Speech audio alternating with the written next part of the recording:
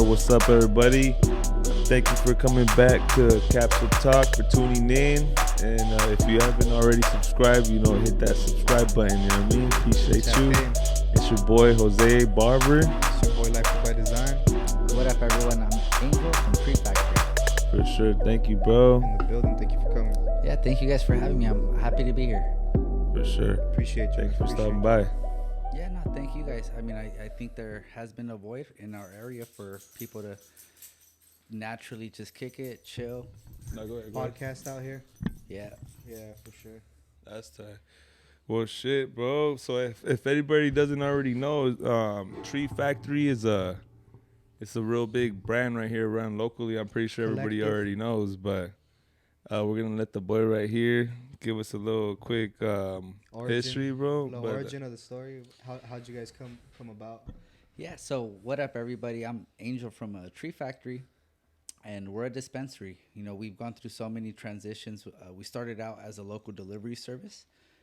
And in Ventura County, cannabis wasn't always accepted on a legal level. Yeah, for sure. So even at the time that we started the delivery service, it technically was still illegal in the county. So it's what you call gray area. Yeah, it was easier to smoke around and shit. Well, we were registered through the state, so it was a state service through the Proposition 215. And that's how we were able to operate. At that time, that was the time where everybody needed your medical card, right? Okay. Everybody had their rec. Oh, yeah, you had to have the rec for sure. Before that, everybody in Ventura County, at least that I knew, that was, smoking weed or picking up on bomb.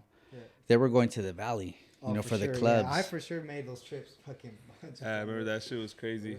Yeah, so that was big. Everybody would carpool. You'd have two to four friends hit the valley. And we were always around at that time, too, doing our thing. Initially, before we started Tree Factory, we were always involved in cannabis in the traditional market. So as we're seeing everything and we're a part of everything. I mean, we grew up just like everybody else. Yeah. We were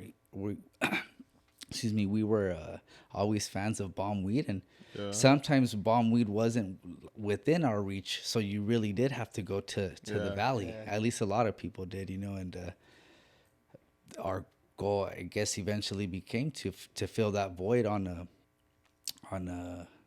a level that made us accessible to everybody. Yeah. Back in those times, it was a little bit more open. It wasn't as difficult to start up. It was actually pretty simple in terms of the paperwork. All we did was how long was that process, like, to get it all in order? The process by the time we got there wasn't too long. I mean, we spent a lot of years kind of just crafting ourselves for the permits and the paperwork and all that stuff. Well, at that time it wasn't too difficult as far as once we got to that process. It wasn't. It was building up to the process of making the decision of transitioning off of the streets into the Proposition 215 market, which, basically we were going to hit the internet with our service. Yeah. So it actually was more of a difficult, longer process to curate, a service and a brand that we could stand behind. Get it out there. Yeah. And, but, through over the years, a lot of people already trusted us. We built a pretty good resume locally in the streets, and that kind of transitioned over. So it wasn't too difficult of a transition, but the name's dope as fuck, too. You guys already had the support from the exactly. What the goal essentially was, though, to now make ourselves accessible to people who previously didn't have access to us. Right? We thought about it and we called it safe access. Okay. We wanted to give people the option to trust who they were picking up from on a scale that also didn't put us in a box. Most definitely. We were limited slightly as well. I mean, you could only do so much in the streets before you gotta level up or stay stuck. And the name Tree Factory, those origins came to be because in Ventura County, we knew we had to be low key, and our goal was to blow up. Yeah. That was be the factory. That was a real goal. Sure. So we were like, dang, if we blow up too quickly, and if we would have called it the Kush Factory or the Weed Factory, you just never know who For sure. who for would sure. have who would have saw it, Yeah. right? That's Whether true. it was That's definitely true. law enforcement or just people in general, that do certain things that negatively impact operators, I guess is the best way I can put it. Whether it's law enforcement or people on the streets, those people are both sides of it are they're nobody to play with. They're nobody to play with whatsoever. So we're like, how can we be discreet? And we wanted to turn ourselves from only dealing with people on the streets to now you're a 50 to 70-year-old person that needs legitimate advice. And a lot of people do burn people too, so a lot of people take advantage. I've seen people take advantage when I was a kid. Crazy, I saw a lot of what I wanted to do and what I didn't want to do, and I definitely saw a lot of people taking advantage of people. So for us it was just something pretty cool to think about, like safe access, because we had never thought about it like that either. I mean, this wasn't like a 5 to 10 year plan that we had in place. It kind of just happened. I mean, the goal was always to get out, monopolize that area type.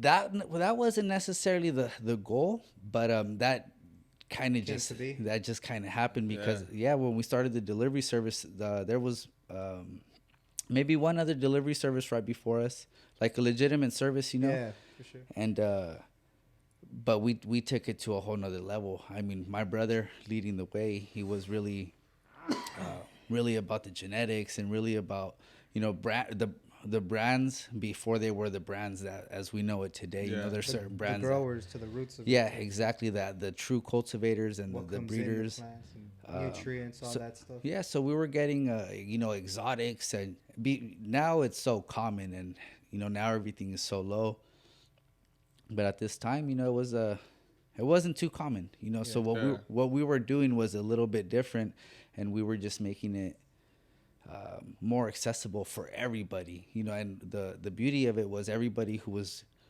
already fucking with us continue to fuck with us, but we were just able to open up our network. And once we did that, it was it's been history ever since. Because honestly, brother. Thank you. No, you guys fucking doing pretty good, bro. And then I see you guys are actually one of many one of few I would say that are actually you see them out there like supporting the community and shit. You know what I mean? And I know that gives takes a big what is it, a big role or what in that, like just like being in the community and stuff like that. Yeah, well, I mean, as you guys know, not everybody might know, but I grew up in Port Wainimi, kind of the South Oxnard, area, depending on who you ask. But I love the fact that I am from that unique area of town. Yeah, and, sure, most definitely. It means everything to me. Everybody who knows me knows how much my community has always meant to me, and I've always been super active in it and for it in one way or the other. And that really just it's really just redirected energy. So now what I'm able to do with Tree Factory as kind of the platform is a lot of good things. And I'm really so local that I get inspired everywhere I look. There's a lot of local people doing cool stuff, and I get inspired by all that shit too. Oh fuck yeah, definitely.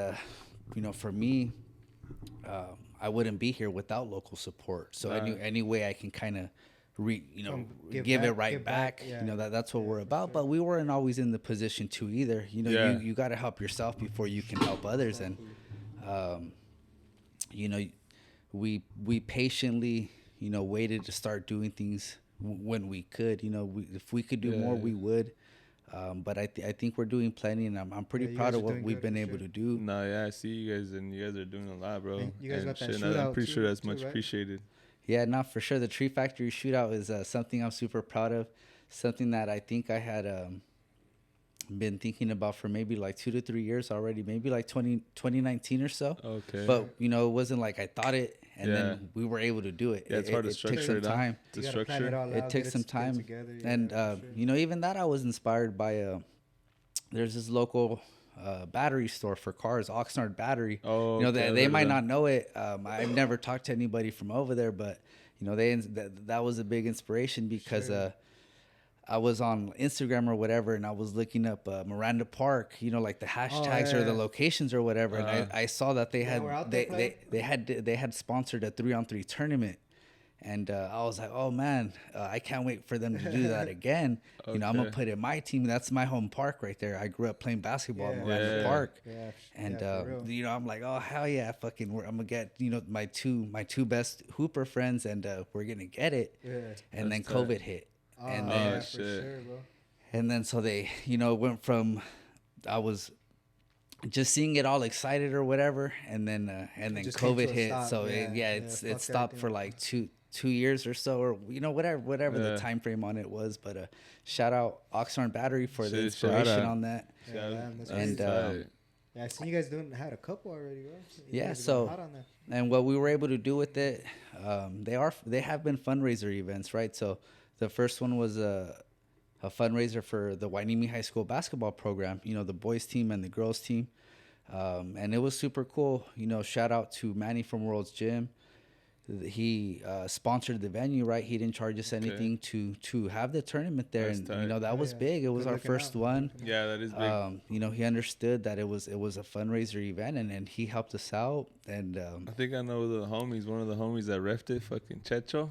He didn't ref he played in the first one. Oh, he played the first one? Okay. Yeah, it's funny. Checho and I think he told me he helped out somehow. A couple of the he was on the team with a couple of the fellas, and I was on another team with my brother and our good friend Bobby. Okay. And and it's random matchups too, so it wasn't like everything was preset, and we ended up randomly going up against him. So it was like within us, like it was the like homies and shit. Yeah, it was like a little mini battle of Port Hueneme or whatever. That shit, I remember the days. Yeah, they were closer to Bubbling Springs, and we were closer to like Miranda Park, I guess you can say. So it ended up being pretty cool. They were a little outmatched, but I mean, shit, we got outmatched the next opponents we faced too. So that sometimes it comes in and goes, and you gotta take it. And shit, huh? But the special thing about that one though was it was all us. For the first one, we didn't want to put anybody in a position to like help us, learn as we're going using their support. I kind of wanted to get a feel before I started reaching out to people for their support because I take support pretty seriously, and I never want to take advantage of it or misuse it, I guess you can say. So I want to make the mistakes real quick, flush them out, and then put together something better. And at that point, we were able to get a lot of support for the up and coming one. So the first one was a fundraiser event for Hueneme High School. Okay. Second one was a fundraiser for Port Hueneme Little League. Oh, that's tight. And then the third one was a toy drive event for, it benefited local farm workers in our area. Oh shit! And that's bro. Shout out Tree Factory. Yeah, shout out the people. Shout out everybody, bro. People, yeah, bro. But then it takes someone though, you know what I mean, to put it together because no se va a hacer. Yeah, for sure. And I'm pretty sure that's really always been my role, is to execute. My brother David, shout out my brother David. He really led the way. He was the vision, or he is the visionary, and he always plants the seeds. And my role is to lock it in and make sure. I mean, we all work hand in hand to get it done, but everybody has their role, and everybody has to understand the role for the success to really happen. Put in their part. Yeah, for sure. So with the December one, the Shots for Tots tournament, it was super dope. That and that was the third one. So as it progresses, it gets better. We did full uniforms for that one. Oh, it was Christmas based. So like the Tree Factory team, we had Santa suits, but it was uniforms. But it was tight. And then it was like Team Grinch. They won that tournament. So Team Grinch, Team Grinch. Yeah, for sure. They came and stole Christmas. Oh shit! Take that trophy home. They but took the bag. Yeah, but the cause on that one, meant a lot to me. As children of farm workers, my parents worked the fields. Yeah, my mom picked strawberries and my dad picked celery. So a lot of people trip out, because I'm light skinned. And when I tell them, my parents work the fields, they be like, they just trip out. Obviously. They think you're güero, huh? Yeah, for sure. And but long story short, that cause meant a lot to me because I can relate to it, and I know the struggle. I've seen it firsthand. how difficult it can be. I mean, my dad worked the fields until his back gave out, so he was out there a long time. But but he wasn't limited to that, and he's a big part of my inspiration. Him and my tios, my uncles, they were about buying property. And this is like in the 70s when they were coming from Mexico, and things were a little bit cheaper. So as they're coming over, all they're doing is working, saving. They're buying houses together. And then one of the brothers would buy the house back, right? So it's like they started out buying houses together as like a coalition. That's pretty smart. And then one of them would pick a house here, a house there, right? And it's like, all right, now you're paying, your brothers back or whatever. So they were able to buy a couple little houses in Oxnard, and that's pretty dope. Yeah, so my dad's a big inspiration as far as like hard work, but not limiting it to hard work. You got to work smart too. Yeah. So I know some people say you got to work smarter, not harder, but you got to work harder and smarter. And that's true. I was blessed to be around a lot of hard workers growing up. That was actually one of the questions that we were gonna ask you, is like what it was like a big motivator and something that like kept you motivated. Something that kept me motivated is pretty much that is understanding the people before me and how much harder they had it. For me to be in position in the position that I was able to start off, I had a pretty good starting point. Port Hueneme, South Oxnard, it's not necessarily the easiest starting points, but it's not, Mexico starting points, right? Sure. So, a big motivation for me was, my dad, my brother-in-law, too, I'm the youngest of 6, so a lot of my siblings they're older than me. And, I had one brother-in-law that got with my sister when I was like 4, and man, he was the hardest physical worker I know to this day. And then he got my brothers working young, so they're doing landscape at landscaping at 8-9 years old. Jeez. And they both figured out they didn't want to do that shit. And quick. And then my brother Javi, in our area, our little neighborhood, he was like the youngest guy to get a real job and like never not have a job. So he started working at like 14, and he just never stopped working from there. And then my sisters are super dope. They had a big hand in raising me. I definitely feel a lot of gratitude towards them, because they kind of the ones that held the functionality of the family together. Okay. I guess you can say as best they could. They were kind of like the gap between my parents and my brothers. They both went to university and graduated. One of them was actually going to be in law enforcement, but she ended up weighing the risks versus the rewards, and she decided to go a different route. Which regardless, it was a trip because she was an explorer. So just their relentlessness to just kind of be like good, studious people, and then on the other side, everybody around me was kind of a hard worker. So that was a big motivation for me too. And then just being in the community where we're at, you definitely want to see what you can do to maybe be in a better position a little bit down the road, for sure. That's tight. Yeah, that definitely could be a motivation for sure, bro. Fuck it. Any advice for like anyone that's trying to like follow in some footsteps? Yeah, I would say some advice that I would have is patience pays off. Nothing's gonna happen overnight, and you got to be willing to give it your all, sacrifice, and you have to be okay with learning from people too. I mean, it's really about who or who can help you out, and you have to be willing to accept the help, and B, you also have to be willing to ask for help. I know a lot of people have big egos and big pride, and I mean, I get it. We're all human. Closed mouths don't get fed type shit. But I mean, networking even from a young age,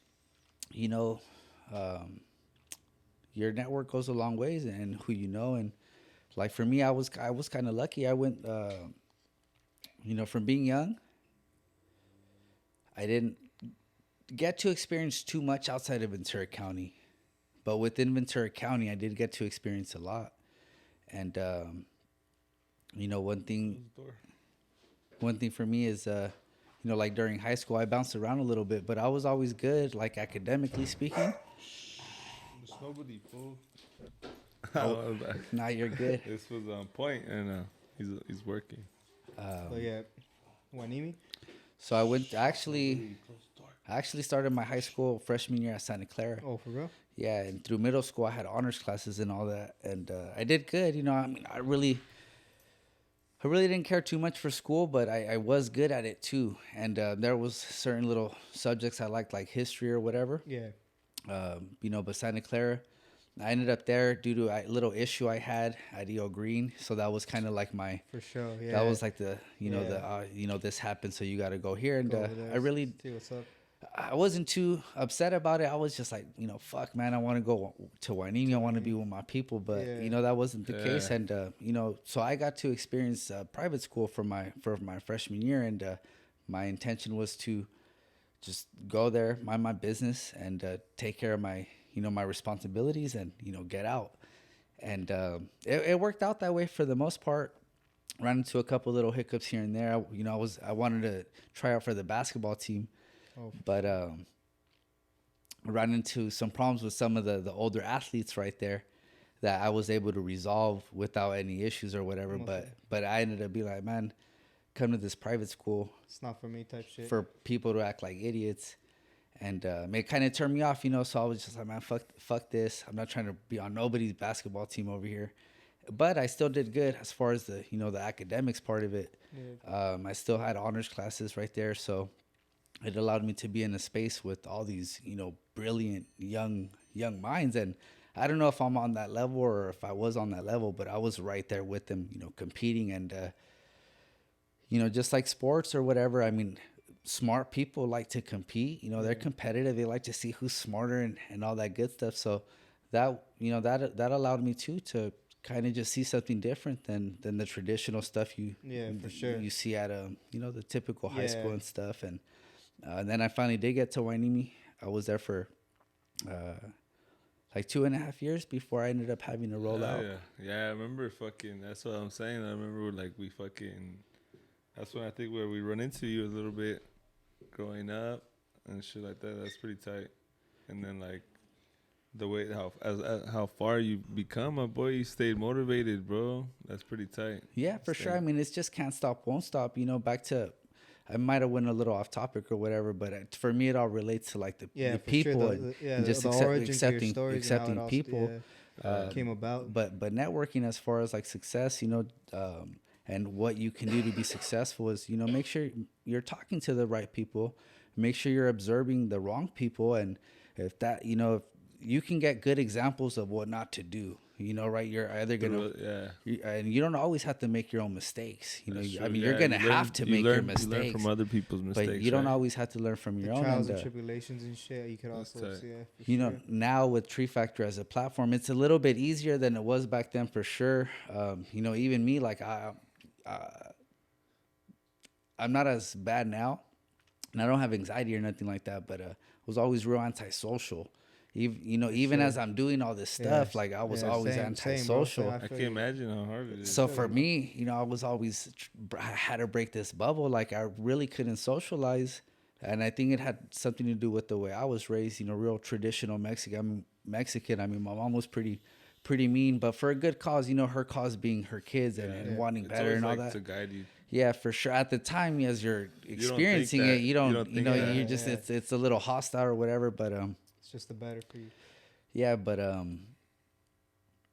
so for me, I couldn't really socialize, but I could sell a sack. And I never, I had a couple little hiccups when I first tried to start. Started, failed, failed. Sure, anything that you did, my bad. I didn't mean to cut you off, but like what anything like that got you like into sales, like before, like because sometimes people do like door-to-door sales and shit like that, newspaper. Well, I do mean, any I did a stuff like couple that? odd jobs. Like, you know, I did what my brothers did before me. Worked with my brother-in-law for like a week. Well, they did it for like, Or you car know, a sales long. and shit like that? No, the main thing I did was like landscaping, or I Oh, tried, okay. but it didn't last long. You know, I mean, my brother David and Javi, they did it. David really like did it for a long time before he was like, you know, it's time to move on. Yeah, because sometimes like to talk to the person and convince them to fucking let you get the gig, you know, you could learn sales from that too, you know what I mean? Like just like That's like, true. Yeah, you know, no, and I that mean, shit. for me, it was really, I mean, in a Tight. sense, thing being from Port Hueneme, you do see a lot of go-getters. I mean, Yeah. I know a lot of people before my time that have just always been, you know, getting it out there, and you know, in all of Oxnard too. I mean, Oxnard and Port Hueneme breed a lot of go-getters, Yeah. and you know, so that kind of inspired me too. Like, you know, and then my parents were field workers, so I already knew like.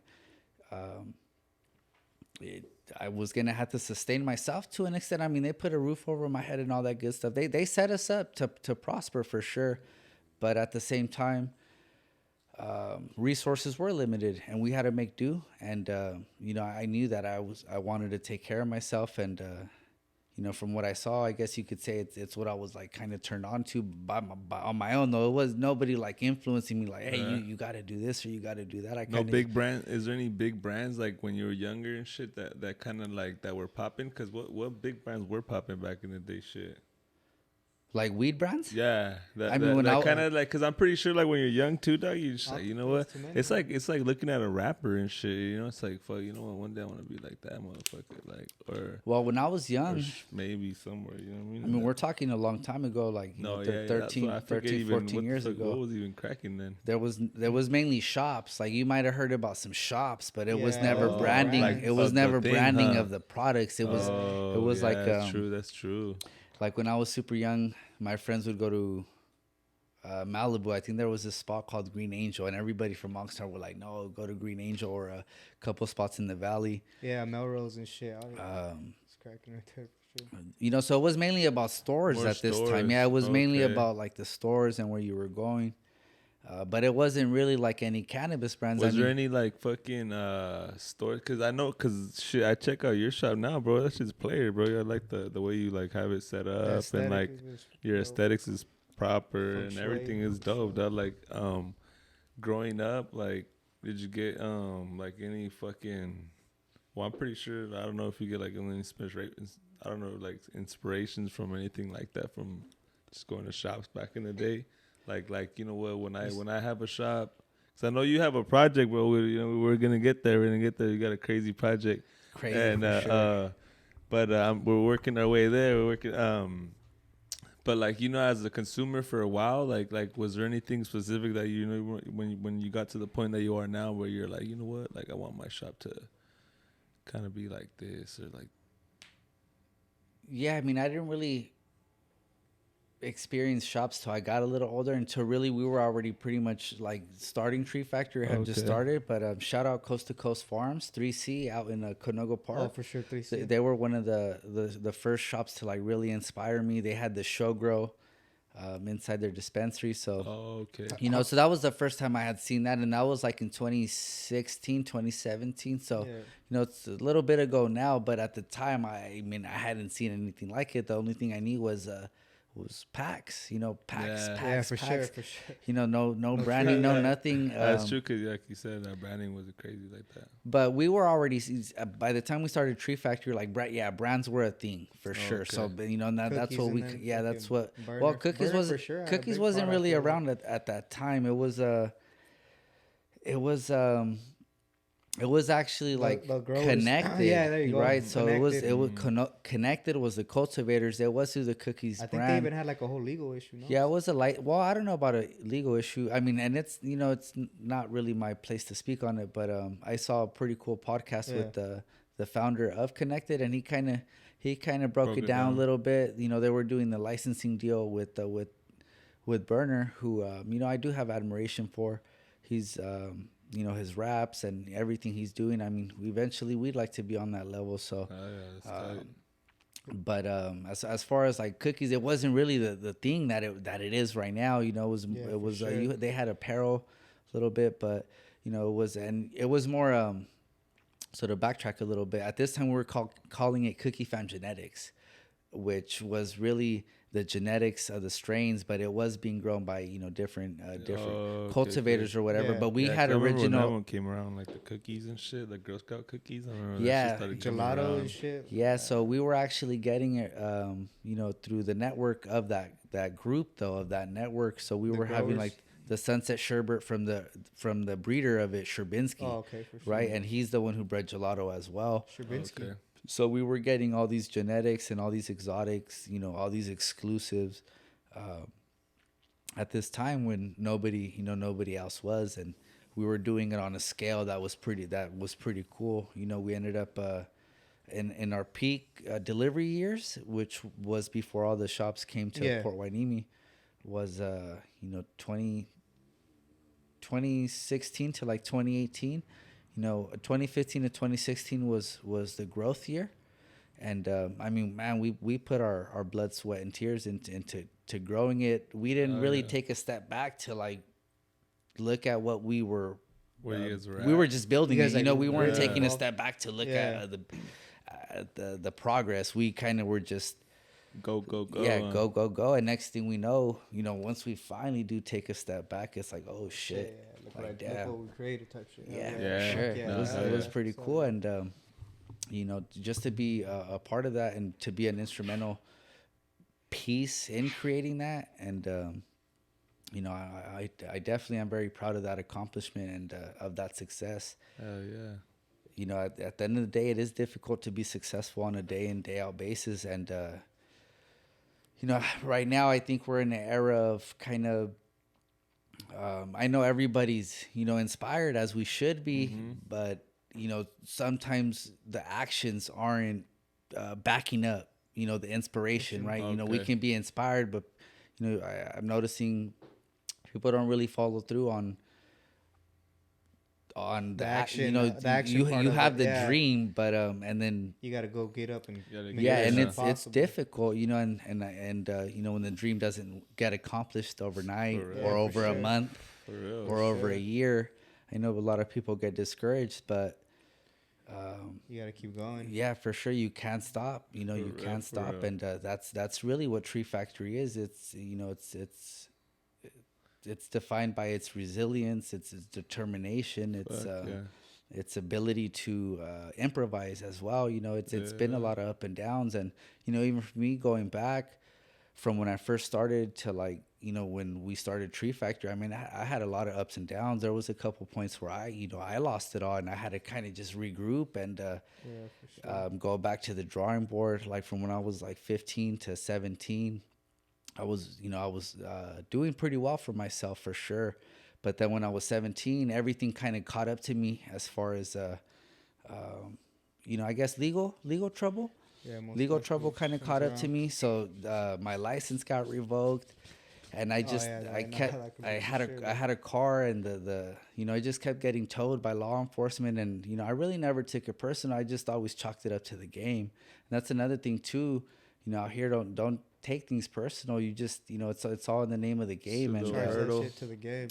You that's just what it is. So I know what comes with it. That's territory. that's one good piece of advice I would have too is in business of any kind, you just can't take it personal. And I know it's hard for us to do as people, but right now I'm from the perspective like I have a company that employs 35 people, so I have to put my pride to the side on a lot of things I do and kind of just put the business first. Angel, the person is one thing, but a lot of what I do affects other people.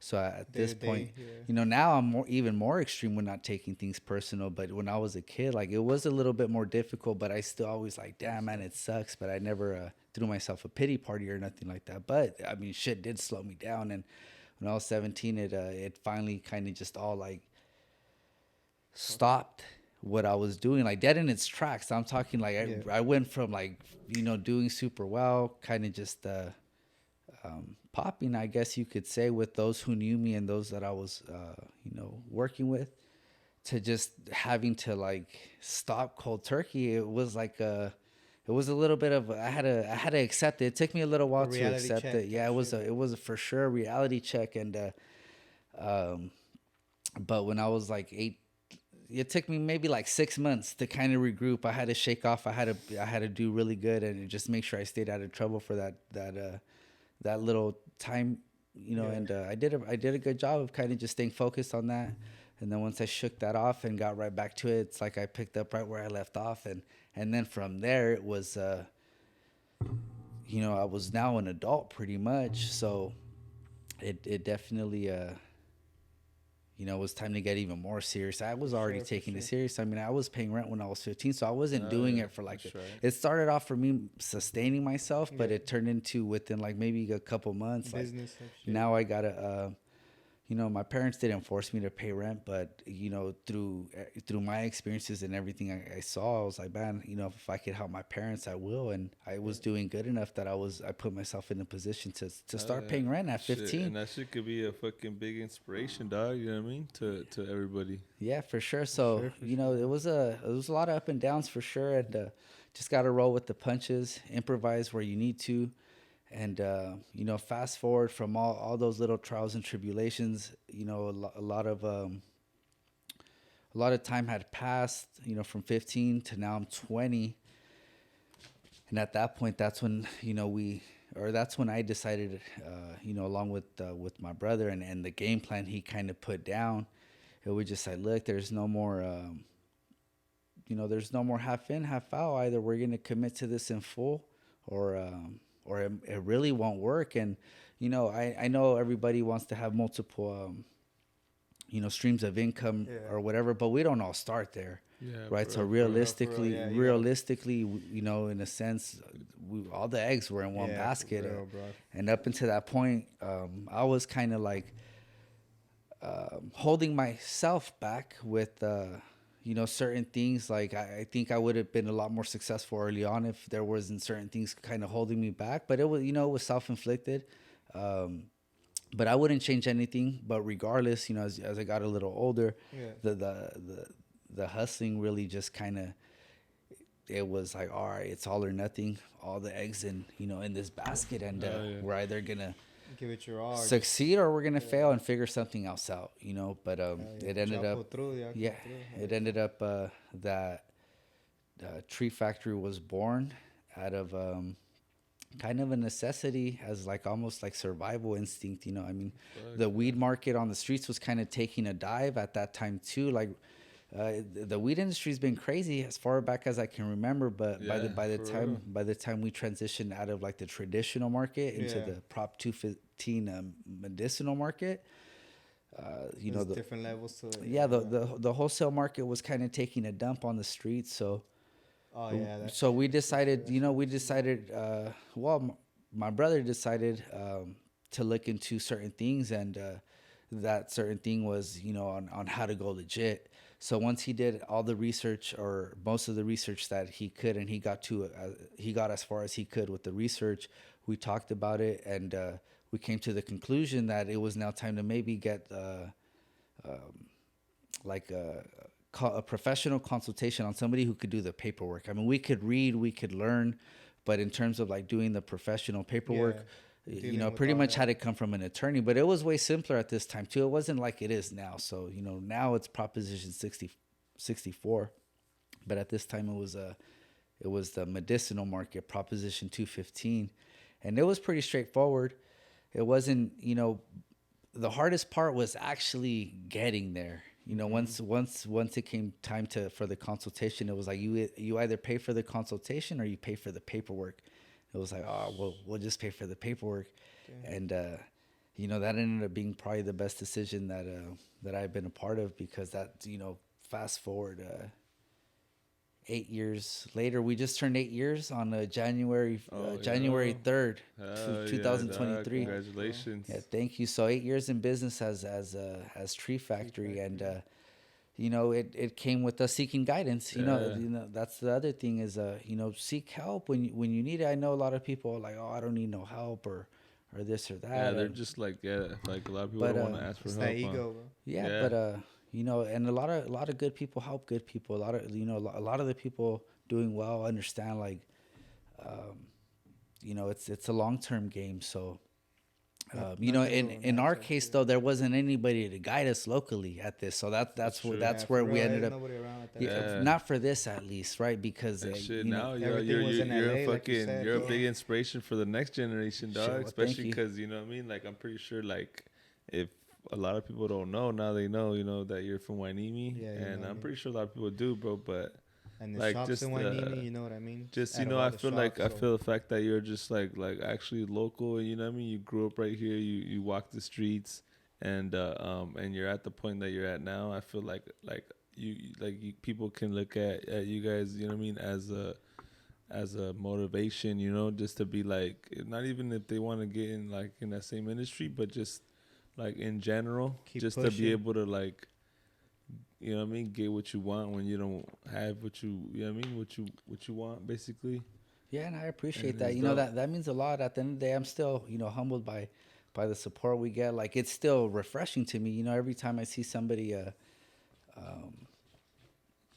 you know, just come into the store that I grew up with, or you know, whatever the case. Like we do a lot of delivery too, right? So I'll see some of the names of the orders coming through. I'm like, damn, That's my this boy. motherfucker's been getting orders for us for like 10 years, and Tree Factory's That's only been, tight. you know, Tree Factory's 8 years old, but I be seeing names like, damn, this motherfucker's been getting deliveries But for you like guys been doing deliveries for like a minute. you know 11 years, and I mean pretty it's cool. yeah it's humbling. I mean, I guess that's the best way I can put it, is it's humbling. And you know, and it's in real life. Like Instagram, I think is a little more tricky.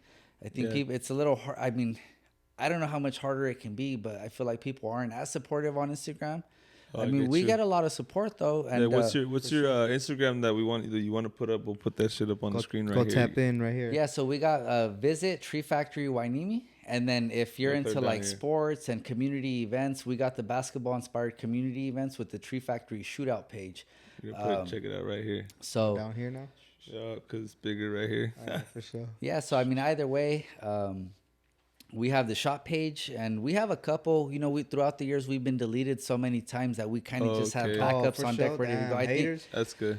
Damn. I know. I yeah, think it's a just blend start of everything. reporting, You know, bro. it's a blend of everything. The community guidelines and shit. Yeah, and I'm not naive to it. Yeah. I'm sure we got flagged so much because the initial report. Now you're flagged for good. Yeah. So I'm sure some were reporting, and I'm sure some were already flagged. But Yeah, you know, but shit. But regardless, what matters is that the people know. Yeah, and people know who like exactly like the impact you guys made to the community. You know, so like in reality, I've always told people, you know, regardless how big of a platform you have, it's always best to build your platform within the city, like without the platform, and then like just in case you like shit like that happens, you know, like you're still Tree Factory, like fools still know who you are, you know what I mean, because of all the stuff you've already done and like the name you built in the actual community, you know what I mean? yeah, exactly. And it's just Instagram, you know. And to my point of what I was gonna say, it's like, you know, sometimes I know a lot of people are like, oh, I don't want to ask people for support. I shouldn't have to, but you know what? Yeah. Sometimes you do, and for me, I'll put my pride to the side. I'll be like, hey, can you repost this? Like, you know, I'm asking for your support, and I'll put the ball in somebody's court. Like, for the benefit of, you know, the people I work with and the company, and you know, we can't do what we do if we're not doing everything we can do, right? So all these little community events and stuff, like, bro, if we go out of business, we can't do this shit. So if I need to ask somebody for a little support, and then that's what I gotta do. If you ever know? want to fucking let us have us repost something, bro, you can always send it. Yeah, no, I will for sure. And appreciate you know, that's what that's what I noticed about Instagram. Though you'll get a lot of people who support, and I know a lot of people take it personal, like, oh, you know, like there's always that post going around, like you know, it costs $0 to share your friend's friend's business and comment. For sure. And I know a lot of people, oh, you know, my friends don't this, my friends don't that, but you can't take it personal, you know what I mean? It's just, it's human. It's kind of human nature. Like, you know, we're always going to post celebrities first, and we're always going to post shit like that. And I really don't see no harm in it. I think you got to just accept it and embrace it. And if you are okay with, like, fuck them, you know, I don't need them, well, you know, hey, more power to you. But if you're responsible for the well-being of 35 people, you might have a little different mindset. But in real life, man, the support is like, it's crazy. No, yeah, I can imagine, dog, because you know I've seen like the way right there, lines the line, out your door, for sure, bro. fucking, you know what I mean? Always, So And, that must really mean something. You know what I mean? yeah, it means a lot. You know, like you said, I'm as local as it gets from Port Hueneme, and one of the things I mentioned is like I haven't at a young age got to experience outside of Ventura County not much. I mean, my family used to go to Mexico. You know, shout out Zacatecas. We used to drive to Zacatecas. My brothers and I in the back seat, and my parents. How long was it? I remember those drives. It was Yeah, because I've done those drives too with my parents. like it'd be like three few days, days. 3 days, but then I had a tío that stayed in like El Paso, so okay. So we'd make stop, little yeah, pit for stops here sure. and there, and then but within Ventura County, you know, experiencing the different schools, Yeah. and you know, aside from my friends, like being in honors classes, I think also benefited me a great deal hell yeah. because it allowed me, you know, to share space with people that were like super smarter yeah. than me, and I it's did feel like- good about being as smart as them, if not smarter. But at the Yeah. same time, I knew in the long term, like, damn, nah, these motherfuckers take school seriously. Yeah. And I really didn't. So For sure. I didn't apply myself to academics because I always felt like it. You know, I was like, man, all this shit's propaganda anyways. Like, they're not teaching us shit that I need can to actually implement. I feel you, bro. I think if I would have stayed at Santa Clara, I mean, they do offer better education there, I guess you can say. Okay. But my goal is always to go to Hueneme. But like playing sports at a young age, you know, through Port Hueneme Little League, I got to go to Eastside Little League, to a Rio Little League, Sunset, Northside. So I got to, you know, from a young age, just get to play against other athletes and other ball players from all these different little communities. Yeah, so the shootouts tight then. Yeah, so being able to experience that on, you know, yeah, I'm as local as it gets, and luckily I was able to experience all these different parts of, you know, the city, you know, early on, and you know, not having to wait till I got older. For sure. So, you know, for me, the support is it's humbling, you know, because I know a lot of people feel like, you know, people from their hometown don't support them or whatever. At least that's what I we're see. saying, the hate 05. I always used to say that, 805, but it's Yeah, it's a real shit. I did always used to, you know, that was always the thing I said, like, damn, it really is the hate 05. But I just feel like the realm I'm in now is just such a positive realm where I really don't feel that space. Like, I'm not naive to it. You know, I know there's haters out there, but I don't really experience them because I'm just not in that space. Yeah, exactly. Like, Keep going. Now bro. I You feel ain't got like time for that shit. I feel like now at this point, now you just got too much people that just fuck with you. That Fuck it's with like, you to worry about Yeah, that shit. exactly. Yeah, And, the haters can't, like you said, that you don't even like pay attention. I don't even see You're it. just too focused. My boy's too busy. yeah, you know what I and mean? one thing I do see is like, let's say on Instagram, right? Your followers, and you know, obviously a lot of people have a lot of followers, so it's not always the case, but usually, like, for the norm. Hey, but some people still, like, they'll have followers, but people still won't, like, show love, bro. They'll Yeah, just look at your shit, you know what I mean? Your views will be crazy. But too, what I'm getting at is, like, it's for the most part friends and family and acquaintances, right? So when I see people like addressing their haters on Instagram all crazy, it's like, you know what, I think the haters more exist in our own head, like, in a sense, like, because we're in that Feeding that direction. shit, Yeah, yeah. Exactly. So, you know what I mean? It's not gonna grow if you don't water it, and if you're watering that's these true, 'cause negative, that's why- negative yeah. thoughts, Sure, like, that's why I don't even like posting no negative shit on my fucking page at all, because it's like, for what? Or like no sneak disses or nothing like that. yeah, I It's mean, like, I for what? have nobody to address in a negative fashion that I can address in person. You know, I mean, I might have some serious conversations that require maybe it might not be the happiest conversation, but at the end of the day, it's a person-to-person conversation, and I have no animosity. It's just it could be a business conversation. It could be it could be a conversation with myself about what I could have did better on certain things. But you know, when people are like stuck on kind of the haterism, it's like sometimes they're really not there. Like, for example, what's a trip is there's all these haters, right? But I mean, if you got a room full of fucking 1 million people and you ask, hey, who here is a hater? Guarantee you nobody's gonna raise their hand, right? So, you know, it's really everybody's kind of self, like, oh, haters, on the low. haters. But you know, what I'm experiencing right now is a lot of love, and you know, I'm super grateful to the city of the people of Oxnard, the people of Hueneme. I mean, the people of Ventura County all over and beyond.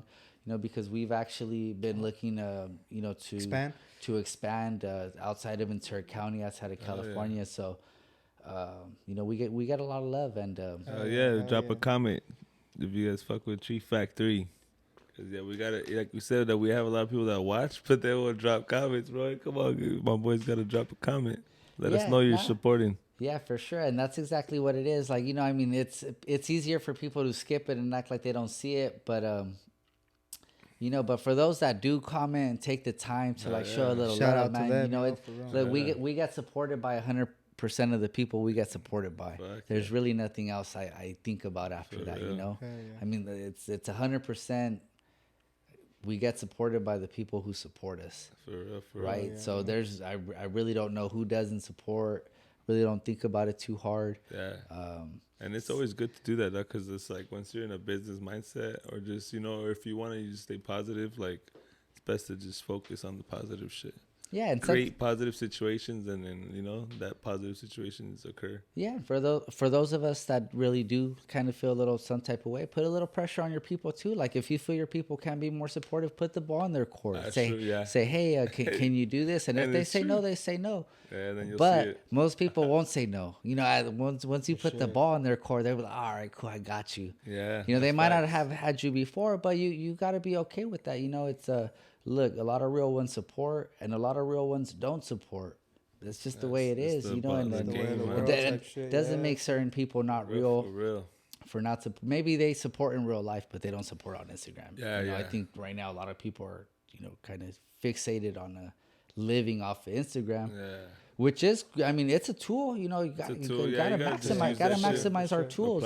So that's why, you know, like for those people that do feel some type of way, like fuck, put a little pressure on your people, and if it means that much to you, if you're gonna, you know, let's say you're starting off and all your eggs are in one basket, like eventually you'll get more people that you won't have to ask, but you got to start somewhere, and but it can go either way. There's no right or wrong, right? I'm not saying like, oh, you know, this is what you should do. I'm just saying this is what I've done, and it's worked out pretty well in terms of just applying a little pressure on maybe somebody who wouldn't shout you out without you asking. It's okay to ask, bro. I mean, either they do or they don't, and can't really get salty about, you know, those that choose not to, I guess. That's true.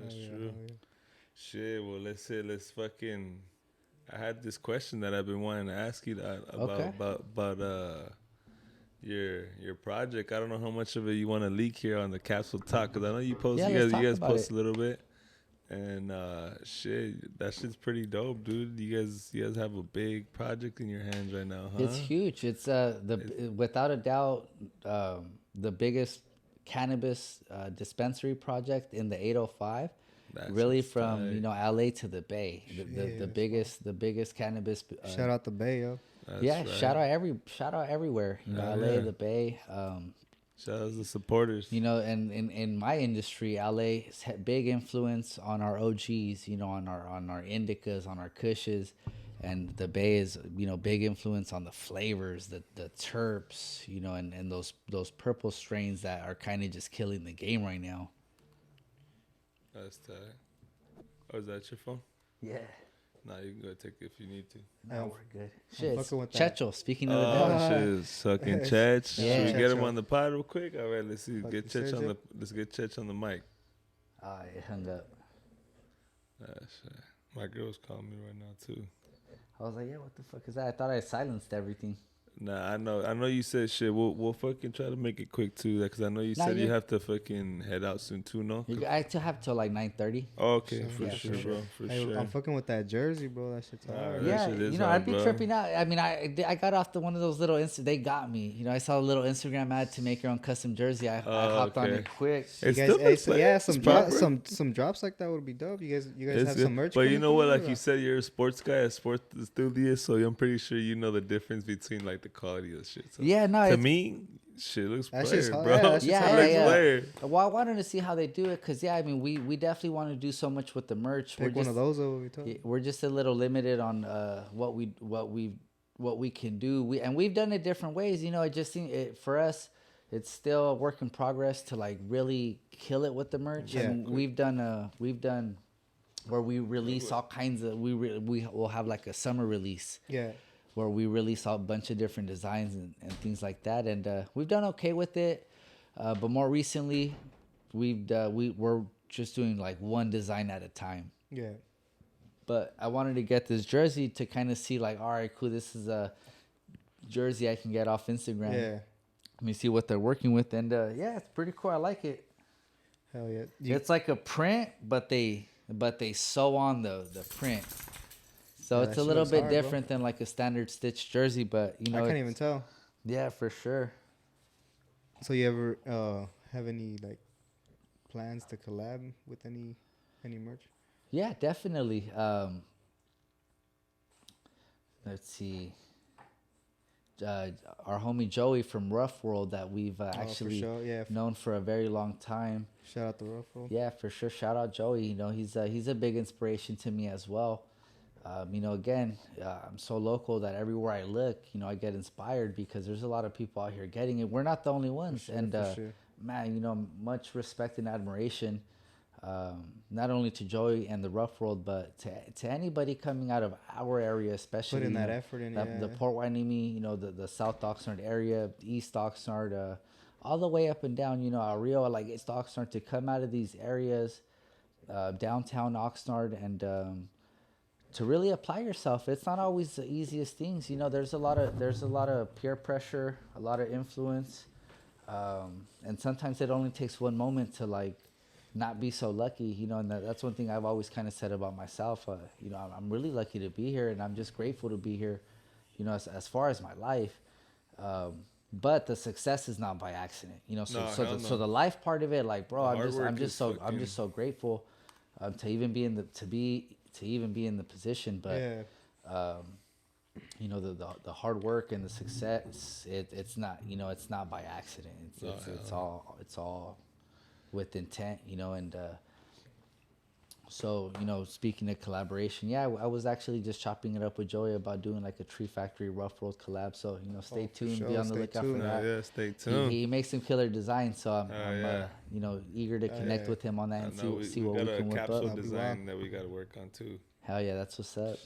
And then shit, what was it? Did we finish talking about the project? We saw we cut you off. My bad. You're good. So on the Oxnard project is going to be the biggest dispensary in the 805. You know, from LA to the Bay, the biggest in between.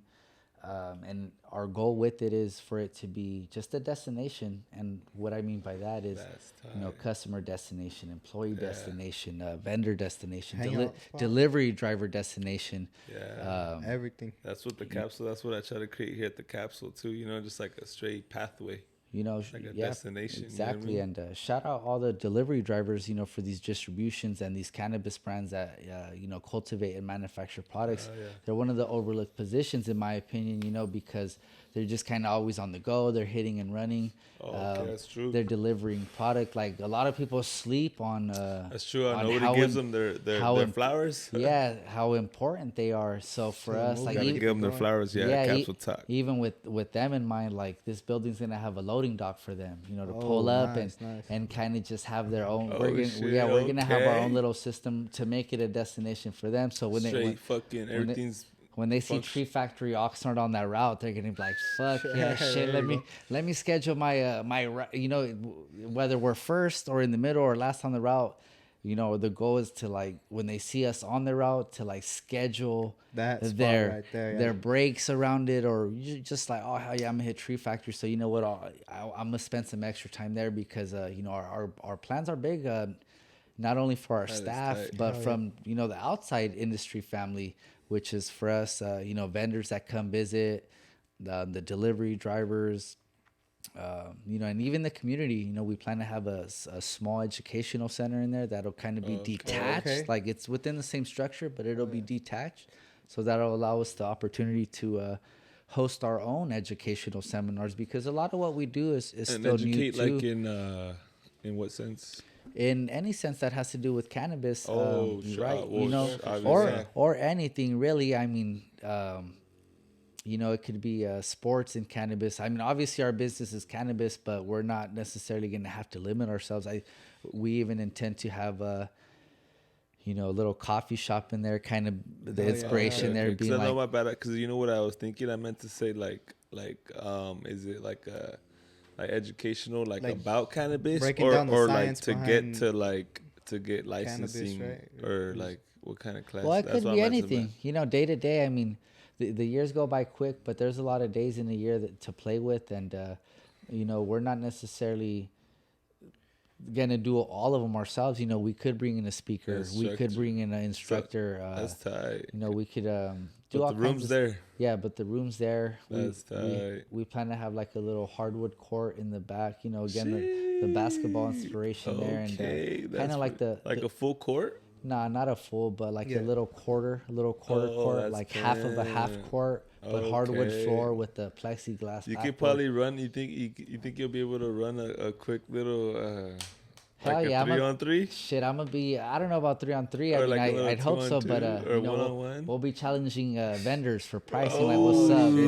Let's run it up to 7. Like, Stay tuned. Better bring the little hops, things bro. like that. Yeah, so I mean, the dreams are real on that one. the visions. For So sure, they bro. come in the tree factory. They're like, damn, better they come ready, huh? They need to come prepared. They're gonna start fucking hiring like college athletes as their brand ambassadors to come. You know what? That would be crazy, bro. So Like, there's all these. We just need you just to go over there and that's it. We just need you just to drop shit off at a tree factory just in case they fucking want to ball. Yeah, for sure. But like with the Google inspiration, the employee destination aspect of it, That's fun, full on kitchen. Kitchen with the little barbecue grill, like Stay tuned. we've had kitchens or whatever, but we're talking like a legitimate full huge, service, like huge. Like people could come in and eat. Not people, but for the Employees, staff. staff. Okay. Right? Like I was the like, Google wow. the Google model Make the work environments more. and then that's where the basketball court kind of yeah. comes in. We'll have like a little exercise kind of on-site fitness thing, or like a little chill zone where you maybe have a little room to just kind of relax. But and what we do, it's pretty high paced, it's pretty stressful. It's like a lounge kind of, no? You'll just make like a lounge, basically. Well, both. Like, so there's like blood flow, right? That's where like the basketball court, any type of physical exercise equipment might come into play. Kind of just get pumped Little up real quick. Peloton. Like, me and my brother and a lot of the people that we've always worked with, and that we work with to this day, like we're super competitive too. I mean, we're normal. We're just people that we like to win. I mean, I love to win. My brother loves to win. Everybody we're around, we love to win, and that's how kind of we got here, is a bunch of motherfuckers that are keep winning. Yeah, but we're more trying to win than not losing. Like some people make it about not losing. It's like, nah, we're just trying to win, and we've always kind of kept each other sharp. Like we've gone through so many transitions to so many different offices. Like the birthplace of Tree Factory is right there on Saviors Road. And it ended up being it was a strategic decision, because on Saviors near, let's say the 5 Points area, you hit every area of Oxnard at the same time. So you're about maybe 6 kind of in the middle of everything. Exactly. So you're maybe about 7 minutes away from each destination, from each far point, right? So let's say you're at 5 Points. You're about 7 minutes away from El Rio. You're about 7 minutes away from the south end of town. You're about 7 minutes away from the east end of town, about 7 minutes away. It's literally it was a very, very good delivery hub for us in terms of it being a hub, which is the center, the center. Mm-hmm. Location. But it was super small, garage. It was a garage setup, so it was super small. We didn't really have the luxury to do much except work. Yeah.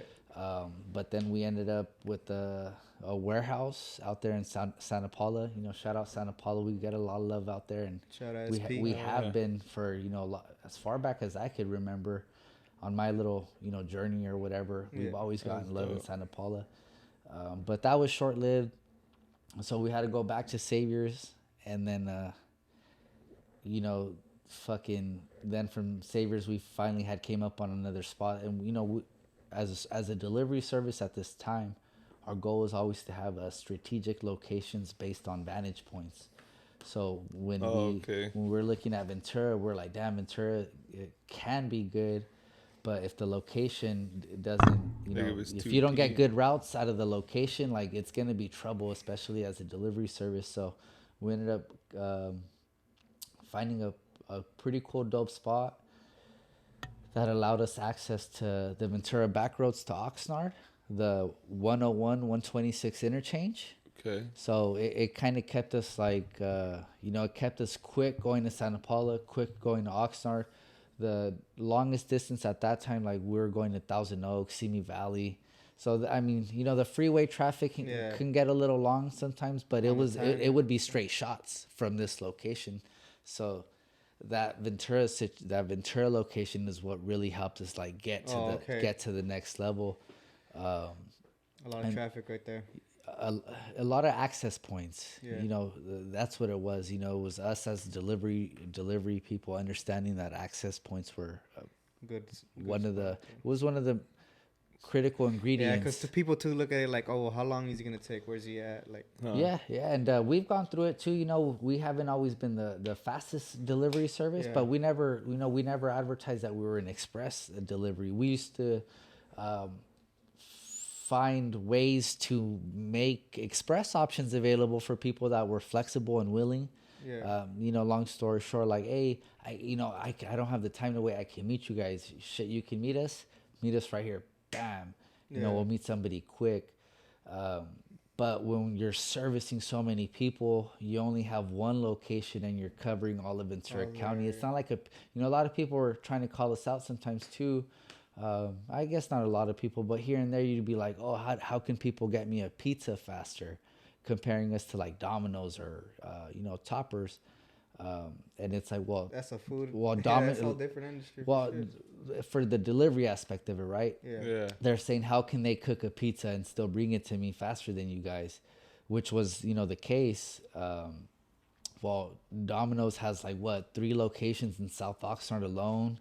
And one in, El Rio. Toppers has 3 locations in Oxnard. So a lot of people weren't giving us that benefit of the doubt. Like, bro, if it was up to us, like, we'd be on it, and we'd be, we would have multiple locations, but we were also risking it at the time even though it was legal through the state. It was federal was still hot, no? Locally through the county, you could have still got popped. So let's say you got on the sheriff's radar, and if you get on their radar, rightfully so, they're humans and they have a job to do. They got desks, they got paperwork that once the paperwork hits somebody's desk, motherfucker has a job to do, and it is what it is. You can't be mad at them. You just gotta you gotta outsmart the situation. Sometimes you can't outsmart the people, but you can outsmart the situation, and you gotta work with the situation. And again, that's how the whole Tree Factory name came to be. We would get calls from people asking if we were like a tree removal service. So that's when we knew it's like, hell yeah, it worked. The whole concept of the discretion of the name and making sure it was like, if you knew, you knew. Yeah, but if you didn't know, you might have thought it was like a legitimate tree service, which it was a legitimate tree service, just a different type of tree service. That's right. And that's tight. And so with all that in mind, like Oxnard is the dream. It is like the hope of like, oh shit, like we're really doing this, and to even be in this position. So much problems have come with it too, though. It hasn't been an easy road, to say the least. It's been extremely difficult. What's the release date for that? We're hoping July, but things change. But we're Stay tuned. Yeah, we're pretty optimistic. Yeah, because about July. Shit can happen. But to give everybody a little background on just why it hasn't opened yet is because there's just been so much trials and tribulations, that permits and all that stuff. That process was pretty crazy, and then we are in a opposition process with the surrounding business owners, which it's really just 2. So it's like it's 5 spots, but it's owned by 2 families, right? So, but to rewind a little bit with the permit process, you know, we put together a plan and they base it off of points, right? You submit your applicants. And the first round, we won a permit, which was extremely difficult to do as we were going to be similar to our story in Port Hueneme. We are the only Mexican-owned, locally owned operation. Shout out. We're a minority-owned business that is local to the area that we service. And, you know, it's going to be a similar story in Oxnard. We're not going to be the only locals, but we will be the only Mexican locally owned operation. But that process was difficult for everybody. So, I mean, at the end of the day, I can only salute everybody who's been a part of that process, even if we are going to be competitors or not. I mean, that shit was difficult. Initially, we got our permits, but then somebody from LA County that was upset with the process, they ended up finding something that allowed them to threaten to sue the city. The city, you know, they, I guess you can say, owned up to their mistake, but it was super costly for those that were already granted a permit. Everybody got it revoked. So we got our permits revoked, and then we had to resubmit. So we had and you couldn't really come in with the same plan because, I mean, you had the people that failed the first time. Now they were going to come with the plan that was going to get them more points. So that's how it worked out. And through that grievance process, the applicants doubled. So now we're going up against you know, deeper, a heavier class of opponents that we're just like, damn, it's going to be tough. But we were always confident, you know, through our reputation and the resume we built, we were able to connect with some strategic partners that really kind of put certain things in play, you know, for this Oxnard situation to succeed. And the round 2 came, and we ended up being granted a permit again. So that was a big that was a big fucking deal. Blessing. Yeah, for sure. Congratulations, Thank bro. you guys. And I mean, but that wasn't it. So fucking, just one hurdle, huh? yeah, that was. One I mean, hurdle? that was a couple hurdles all in one, because it was you know, not only did you have to do the process again, but you know, I guess from my perspective, you know, another blueprint. The competition is just on a whole nother level of you know, being local. Maybe at least I can only speak for myself. I wasn't quite used to dealing with that level of corporate competition, I guess you can say. Yeah. So I mean, for me, it was I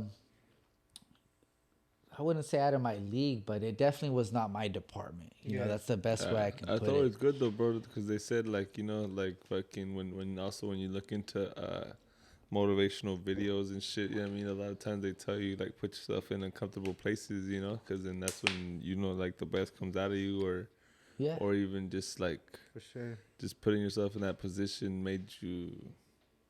Yeah, I do notice a lot of people. I mean, me, I try to operate at a high level every which way, but I do notice a lot of people, like, because I'm a fan too. You know, I admire a lot of people. I respect a lot of people, and I really don't have a problem with, you know, saying I'm a fan of a person's work or how they conduct themselves or just various little things. But I do notice a lot of people actually work better with their back against the wall. It's like when there's kind of no choice, like, people actually function at a higher level than when it's like, I think what's harder, just let that fire under you, and is keeping that fire. Let's say your back's not against the wall. Are you gonna be comfortable? And a lot of people do get comfortable, but for us, it was always like, all right, what can we do next? And that's dope. You know, with the Oxnard project and the opposition we're currently facing, it's a big deal. You know, that has the most of what has pushed us back, you know. So the city's actually in full support of what we have going on. They recognize our plan is a good plan. They recognize our story. So the city of Oxnard is in our favor, yeah, for sure. And you know, I don't know if you guys know who they are, but they're a big time agricultural family here in Ventura County, the McGraths, like the McGrath State Beach. So McGrath you know, Street. And they've been around since the late 1800s, from what I understand, here in Ventura County.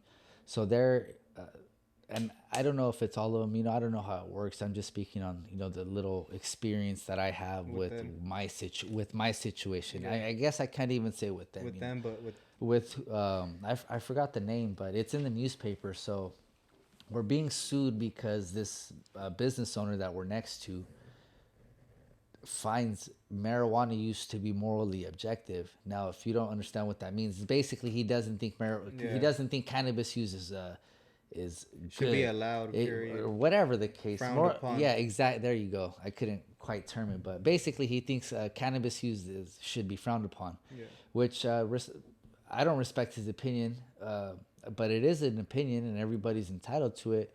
But you know, to try and stop our business on the basis of that opinion, I think is bullshit. And the city has recognized it. At least, you know, everything that has been going on has been in our favor. You know, the story of the Oxnard building, it's our property. You know, it's our building rather.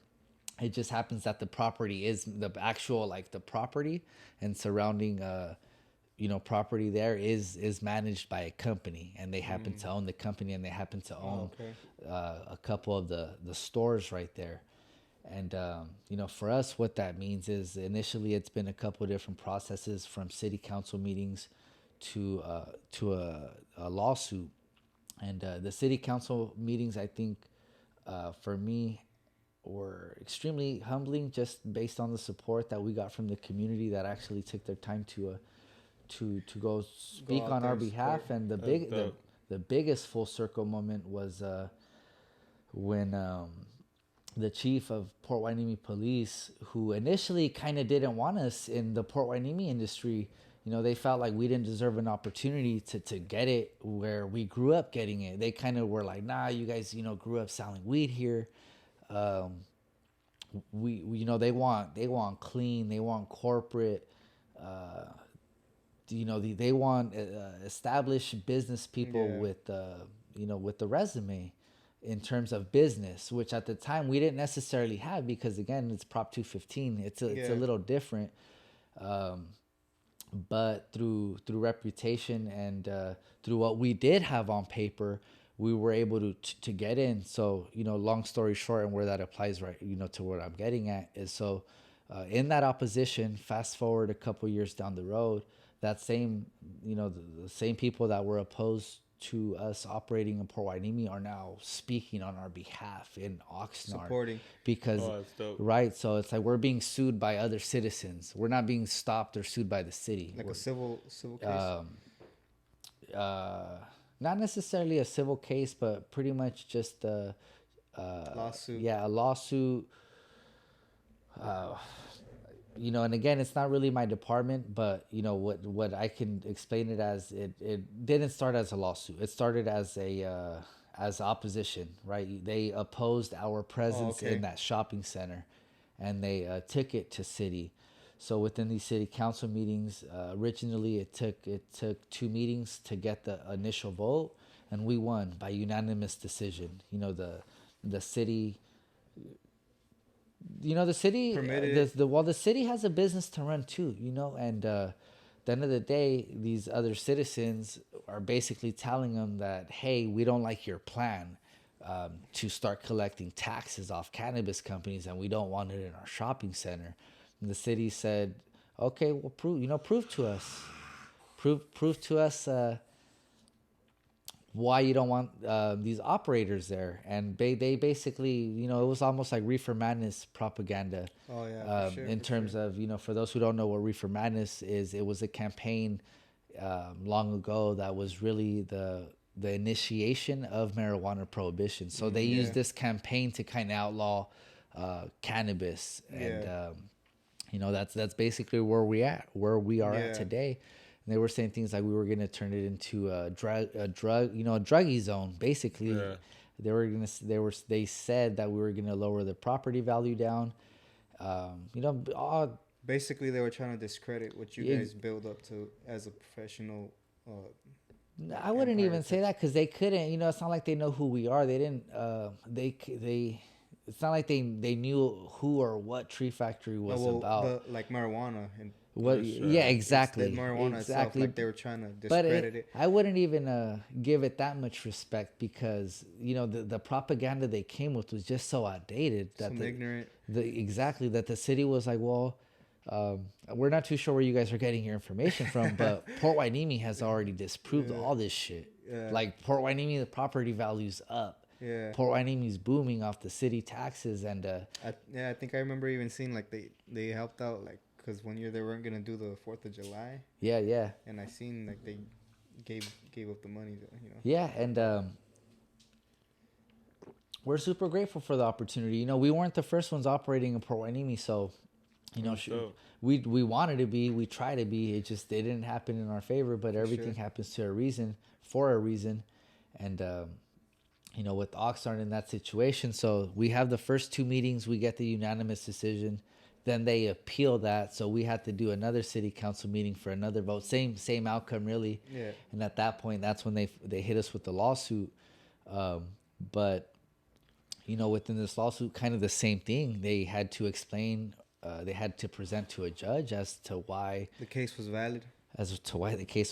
And the judge said, he found it to be meritless, so he threw the shit out. He didn't pick up the injunction, and that was that. But in court you have a due process, so now they have the right to appeal, and they exercise that right on the last day that they waited to the last day, because that's how it works. It's politics. It's not. It's just a part of the game, I guess you can say. And they waited to the last day that you could file an appeal, and that's basically where we're at right now. So it's kind of held up our permits a little bit. Shit. It's tied a it's couple in the works, things in. coming soon though. It's tied a couple things up, and but can't stop, won't stop, and they're not really you can't really stop. Damn, what's the word? You can't. I can't think of the word right now, but you can't stop what's already in motion. Can't stop the winners, bro. Like you were saying. It's damn. There's a specific term. You'll probably, if anything, you'll probably give value to that shopping center. It's a dying shopping center. Exactly. So that's what the city said. Bro, no, that's exactly So in this argument or whatever, there was a homeless problem. Right there, but once we bought the building. It's everywhere. They can't just try to nip it. Yeah, exactly. But we got right. Even though we're not operating, even though we knew it was going to be years from when we were going to begin operating. Yeah.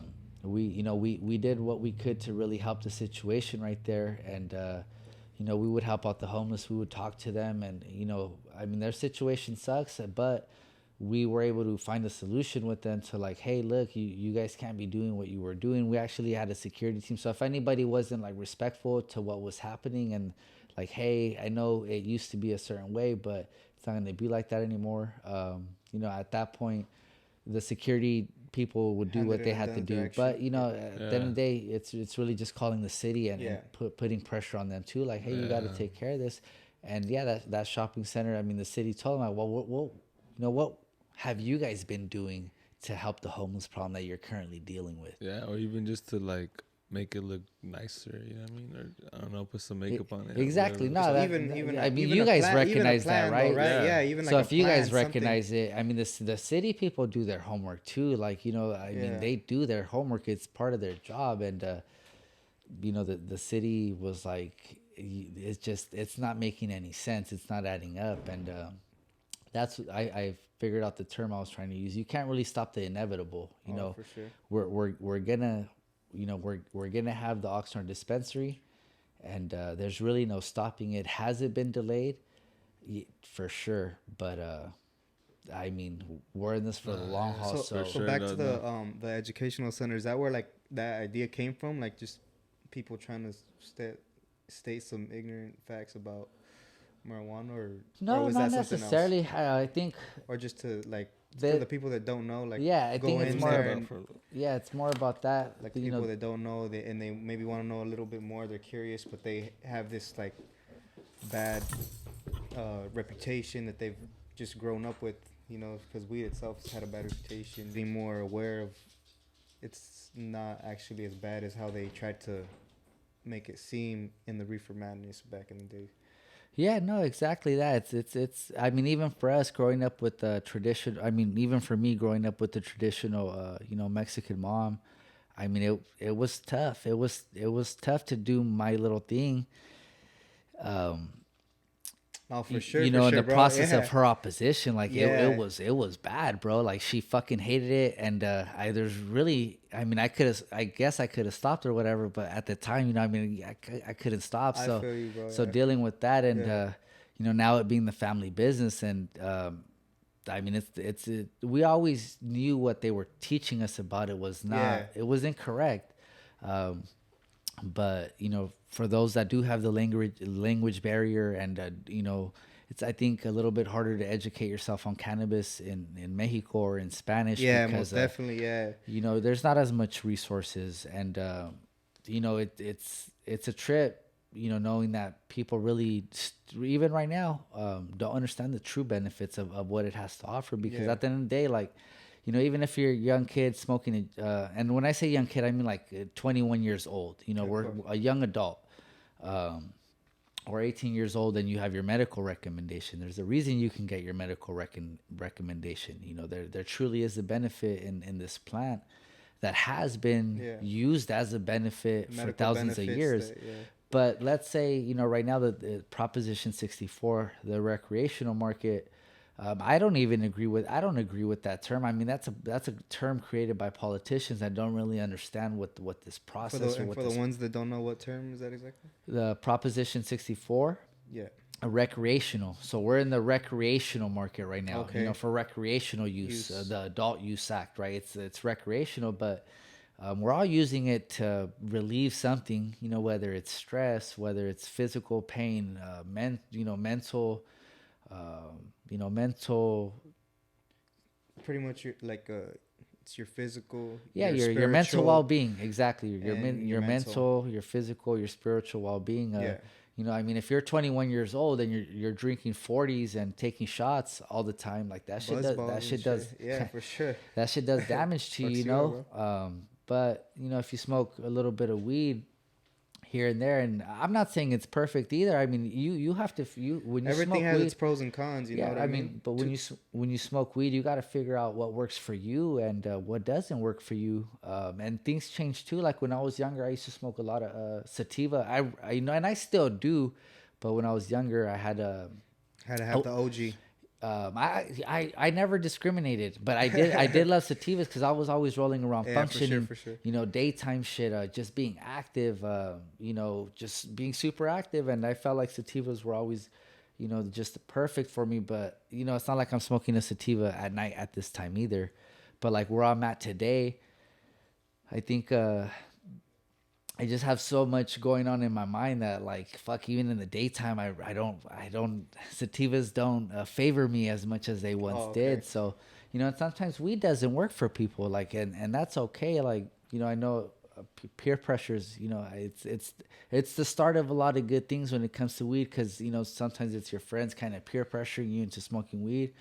But like even in our little neighborhood, some of the fellas would try to peer pressure certain people, but then there'd be other, friends in the group that'd be like, nah, bro, he doesn't smoke. Like let him, let him be. And, you always have to figure out for yourself, but the benefits that cannabis has to offer. They come with it. Yeah, exactly. It really needs to be, it eventually will be done at a larger scale, and we would love to be a part of that movement, starting with our community. So that's what this will be about, like having community based educational seminars about the plant for one, but also just the benefits of what the industry has to offer. One thing about all the cannabis brands too, like they support the communities that support them. Like, a lot of the brands that we work with, they're not from Ventura County, they're not from Port Hueneme, they're not from here, but man, they give back to the area because they sell in the area. Yeah. So a lot of these cannabis brands, it's a compassion culture. So in 1996, the Compassionate Care Act passed, and that's how you got into the Proposition 215. So the Prop 215, that bill was recognized as the Compassionate Care Act, and it started in San Francisco with this doctor who I believe was providing cannabis to like his patients who had AIDS. Oh, okay. Man, that's crazy. AIDS. So yeah, and that initially that's how it was born. You know, this doctor kind of spearheaded it, and then bam, you have you know, a great industry that thrived from 1996 to 2017. And it really is a compassion culture. You know, when I think of cannabis, I think of a compassion culture. And, you know, we kind of are still trying to hold on to that. You know, I mean, it's hard to do, though, in the Proposition 64 market. It is extremely difficult to do, but we're homegrown to our specific area. Yeah. You know, we move through a lot of product. Port Hueneme moves through a lot of product. You know, people let their butt out here for sure. Yeah. And so these brands will recognize that. Like, man, shout out, you know, the Reefer Madness tournament, right? So we named our tournament, this upcoming tournament, March Madness, you know, basketball.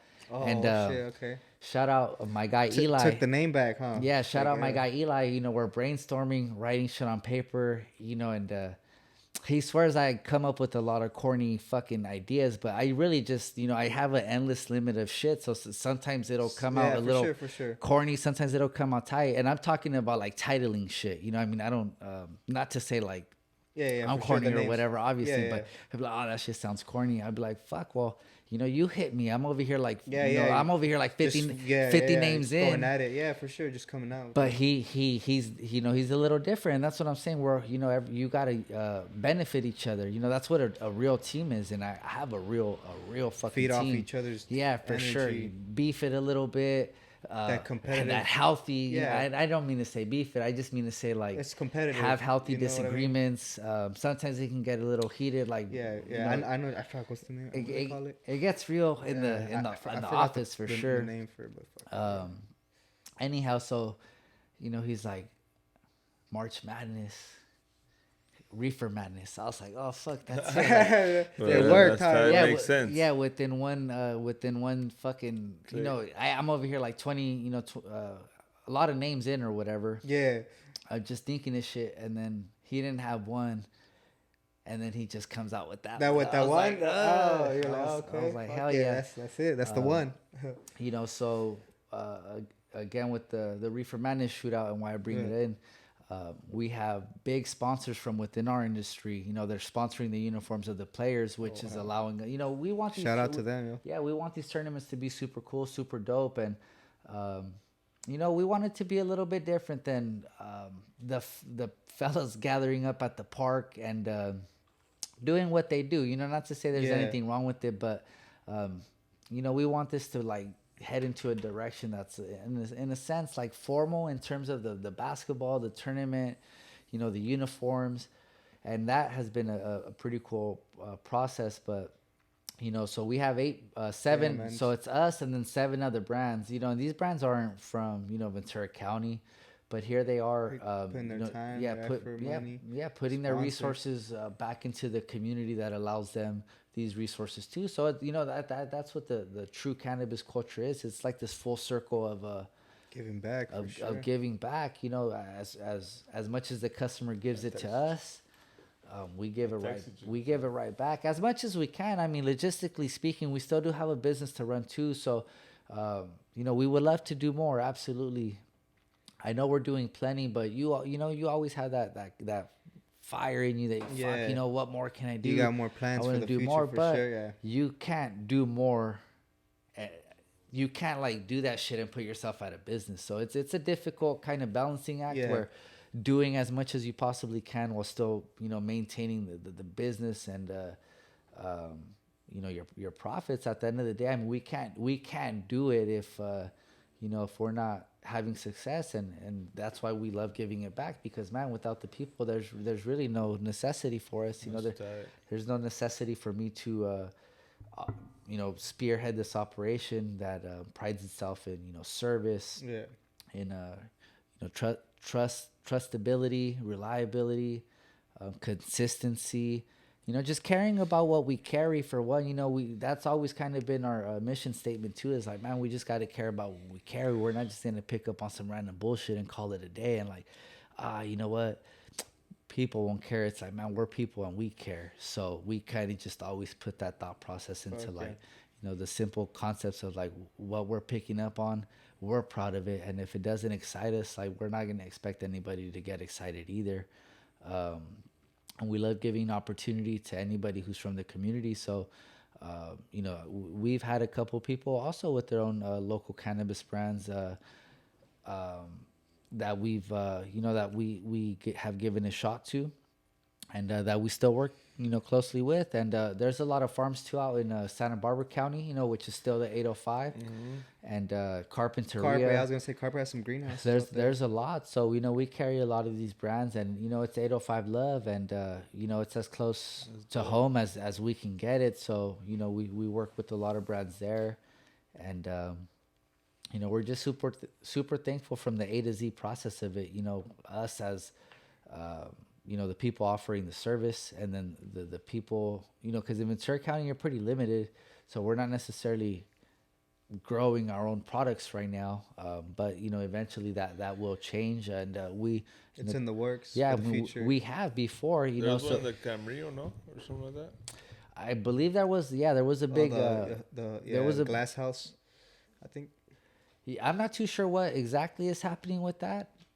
But even before that, I think they were growing a bunch of hemp, and people were smelling it on the freeway. So they they removed all that shit. But I believe my Glass pops House actually fucking planted a lot of that shit. Okay, yeah. There were they bought out a nursery, right? Nah, they were planting it all through the fields. No, I'm saying Glass House. Oh, they bought out the nursery. Yeah, they bought out the nursery. They bought out the tomato nursery that was that's right probably there. Like the only way you could do shit nowadays. You gotta buy shit out. No? Oh yeah, because you can't grow. You can't build a new grow op. New grow ops, yeah, that's what I heard. Well, that's what they were saying. You have to work with like what's there. I used to work right there, bro. So I was right there. I was like, part of the growers team, but before. Yeah, I actually had a friend too that the same thing in Santa Barbara. Like they had like a piece of land and shit, and then that's what they were willing. Like, so I guess they were saying you can't buy a new grow house. You can only buy an old one and like you can't build remodify it. Yeah.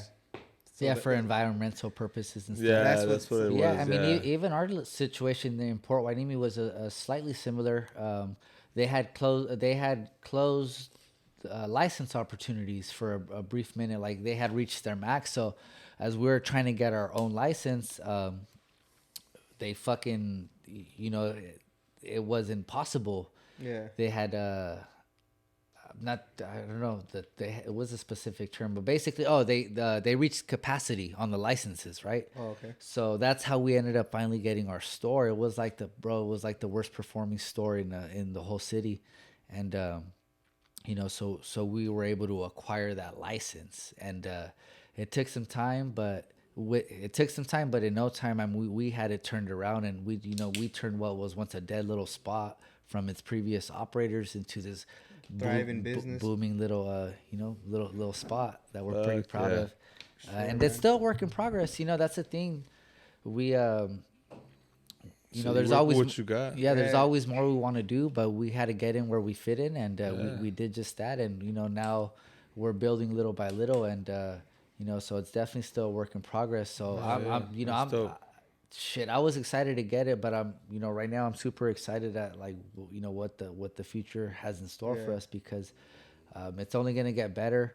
We now have a little bit more resources than we started with, and the thing is, like, we've been operating for 8 years, but it's been so many transitions within these 8 years, so it's almost kind of having to like restart every transition every so often, because these transitions, every time you fucking prestige, huh? Yeah, you have to level up again. Well, let's see. So from the Proposition 215 market to the Proposition 64 market, once we got out of the Prop 215, we didn't immediately start with our own license. We actually started taking contracts for our delivery service and then delivery consultation. So we were kind of setting up other operators there that didn't have a delivery. We were setting them up to have delivery. So like LA County, Santa Barbara County, and then here, we ended up taking on a a strategic partnership that allowed us to keep our brand alive. And you know, it was for sure a survival move, because without making that move, you know, we might have phased off, and you know, we knew that wasn't going to happen. But Tree Factory having its own Factory's here to stay. Yeah, and it having its own dispensary was always part of the mission. Plan. That was always like goal number. You know, that was like fucking goal number one. Yeah, hell yeah. It was hard to do though. So we had a partnership for like 19 months. Yeah. And then finally we were able to get our own store, which, you know, that was like, man, that was a big moment, you know, for all of us. Fuck yeah. That was a big moment for me. That was like, that shit, you know, it was like, you know, that shit made me a little fucking, you know, it made my eyes sweat a little bit. Like, man, just all the years, all the fucking. I can only imagine, dog. For sure, all this shit, bro. I was like, fuck, like no more, you know. Going back type shit. No more going. I mean, it was already no going back, but it was like, man, like now it's like just how far you came, right? Shit, just how far there you go came, in stone. Like, you know, a brick and mortar, having our own store, like, man, you know, to not knowing if it was gonna be possible, but you know, that big inspiration. It was right already there. it was already legal in LA County, so you know, we were like, what's stopping Hueneme? What's stopping Ventura County from true. fucking making it legal? But my brother always saw the vision in weed. And that was, you know, we really kept our head down, like, you know, and I think that patience really is a testament of just us, you know, always maxing ourselves out and always working towards the goals that we needed to. And like a lot of people, you know, like a lot of successful people, man, I don't know too many successful people that haven't been stressed the fuck out. You know, I know it breaks some people down, but I think for me, you know, I think it's just part of the process. And it there has been some stressful moments where you like, fuck, you just don't know. But, you know, you know, gotta push through that. Yeah, shit, every day you have an opportunity to smash on that stress. So That's you know, it's true, just though. I guess the hardest thing for me, you know, like leading the operations is you know, being responsible for so many other people. So that's for real, bro. Cause honestly, I was actually I should have asked you a long time ago, but because you have your hands in everything, bro. I see you at every event. I see you fucking, you know what I mean? Like, so it's like just to stay like in that schedule. It's like, damn, how's my boy? Involved in the music too. I see you're involved with in the music and the 805. Shout out to 805. They're fucking you know, talent wise, there's a solid talent pool of artists that you know, cannabis and music have always gone hand in hand. We just had Disruptive right here. Shout out Disruptive. Oh, shout out Destructive for sure. That's the MVV right there, most valuable videographer. You know, and what he's doing. And there's a lot of great videographers. Not to take away from anybody else. You know, I see a lot of the you know, young artists that we fuck with. You know, Authentic Henry too. You know, I mean, I'm a fan of everybody with quality work, and I know. Actually, he filmed the shop with 5 Deuce Mob at the shop, so that was pretty cool. You know, as a fan of music, I think Big E is or Big E Rock is really good. I think he's really good. Fucking, you know, on the mic, for sure. You know, the Slut Boys, man, that Walk 'Em Down jam. Shout out Slut Boys. For sure. So, you know, shout out everybody, you know, doing something, and you know, anybody, you know, that has talent and you know, ever has an opportunity that we can work with and connect, you know, reach out to us. We're an open door. Don't be shy to hit the DMs. Worst comes to worst, we can't make anything happen. But, you know, one thing about me too is I try not to, I don't try. I don't lead people on, and you know, I'm not gonna over promise and under deliver. I'd rather, you know, under promise and over deliver. So, you know, worst comes to worst, we're just not in the position to make something happen. But you know, we want to work with everybody. You know, I think, I mean, shout out everybody. Shout out you guys. You know, for what you guys are doing. Shit. Appreciate you, bro, for fucking taking the time to come out here, dog. Hell yeah, bro. Thank you. Because I know it means a lot, and like, dog, like growing up, bro, just fucking You know what I mean? To be able to fucking see like how big you came, bro. You fucking, and then like to the city, you I'm pretty sure you have a lot of people looking up, and you're like, you know, hopefully it doesn't like too much of the haters overshadow that shit, but I'm pretty sure at this point it doesn't. I mean, I don't we ain't even, worried about them right now. Yeah, I mean, yeah, bro, no, you're fucking, you're killing it. Yeah, I appreciate, you know, all the love, all the positivity that I'm a part of today, and we seen you bring a fucking goodie bag too, right? Yeah, for sure. I got a little something for you guys. Yeah, appreciate you. I don't know if you want to. You can crack it open on the fucking on the pod before it gets too crazy late. Cause I know you said you had to run practice, or what was it? Yeah, we gotta make sure we step our game up for this upcoming tournament. Hoopers, huh? Look, sponsored by Tree Factory today. Go check them out. Can I just dump it out, or? Oh yeah, go ahead. Go And for actually, you it. could put it right here, and then we could show the camera, cause this table will be in the camera. Damn, look at dude. Appreciate just, Tree Factory, little fam. something for all you guys right here, and Thank you. for you guys Look to at enjoy. And I Fucking- appreciate your guys' That Put it time. tote right bag here. is hard too. I fuck with that. The Rhea. yeah, for Enjoy the sure. Rhea. Oh hell yeah! Look at shout out Tree Factory, bro. Fucking came through, blessed us. You know the boy didn't have to, and the fact that he did was just crazy, Appreciate bro. you, And bro. Appreciate you. means a lot, honestly. Yeah, no, and I appreciate you guys. I mean, shit, I've known you guys for some time now too, so that's Yeah. a trip too. You know, seeing Yeah. people from my area, and again, just to touch back real quick, you know, I'm so local. Everywhere I look, bro, I get inspired, and you know, you know, Blackie and I, you know, from Bard Road, we go back for sure, and then you know, high school with you, and you know, so shout out you guys, and I appreciate it, dog. you know, much admiration and respect, and you know, good luck on what you guys are doing, and I wish you guys much success, and anything you guys need you. It from means a you know lot, bro. from me and from the Tree Factory team, let us know, and Likewise, bro. Likewise. sure. we'll see what we sure. can do. You know, we're always trying to make something happen, and you know, we do a pretty good job of making things happen for the most part. Hell yeah, I appreciate you, bro. Shit, cause honestly, yeah, I appreciate it, and I think honestly we covered a lot of fucking tracks that, and we're gonna have to do a volume 2. Episode 2, maybe at Tree Factory. Who knows? Because what I was telling the boy right here, we're gonna eventually get a little mobile and start like We're gonna pull up on you. pull Yeah, up on shit, people. sounds good. We got a nice little lobby where we can set up after hours, and you know, just have a good old discussion. That's Hell tight, yeah, bro. for sure, bro. And shit, dude, stay tuned for Stay that tuned for for that that, big yeah. project, bro. We might do the pot. We might do the pot at that new project. Yeah, for sure. I You know mean, what it's gonna be a community destination for sure. So you guys are gonna, you know, have an open invite. We're also gonna have like a little media room in that. I forgot shit. There's gonna be so many different fucking. Yeah. That's You just tight. gotta stay We tuned. You can't just leak gotta it. stay Yeah, tuned. yeah, you can't leak gotta too stay much. I'm tuned, you know? guessing, you know what I mean? Because I'm pretty sure it's something that you want to keep in the wraps for. Well, I don't know. It's up to you, but I'm just saying. You know what I mean? In my point of view. Yeah, well, you know what? I You mean, can I only didn't leak so even much. I didn't even think about the media room till you said it right now. But yeah, our goal is to have this cool little media room in there as well.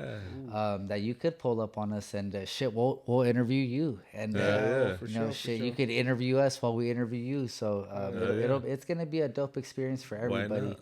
You know, for us, for the community, for the industry partners. You know, really, I mean, fuck. It's gonna be a state-of-the-art facility that. So we're about to put my boy's Instagram right here. You guys better follow him. Go hit that follow. Yeah, for sure. And you know, real quick, shout out to everybody in the 805.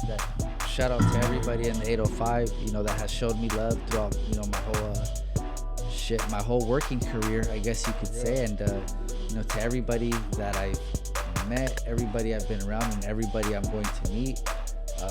You know, just know that, you know, we're here to get it, and you know, if there's any way we can get it together, shit, you know, let us know, and we'll let you know.